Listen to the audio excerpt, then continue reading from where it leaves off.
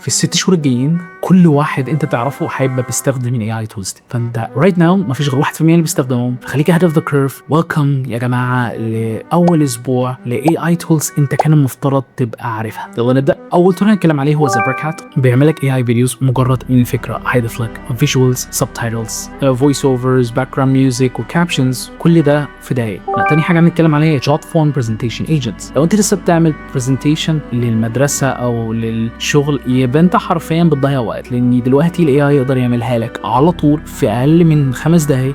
ومش بس كده، اي حاجه انت عايز تعدلها بيعدلها لك، مفيش ديلي حتى. تالت حاجه هو ده انفلونسر اي اي. انت لسه بتبوست، يعني ده اي اي هيساعدك في السوشيال ميديا بوست بتاعك، وهيقتمس السوشيال ميديا بيرسونا بتاعتك ويساعدك في كل حاجه انت بتصورها. رقم 4 هو تيلرد لابس. لو انت لسه بتقعد ساعات عشان تأديت، تيلرد لابس بيعمل لك اديتنج للفيديوز بتاعتك في دقايق، بيعمل لك سينماتيك اديتنج للفيديو بتاعك مجرد من التكست اللي انت بتكتب له.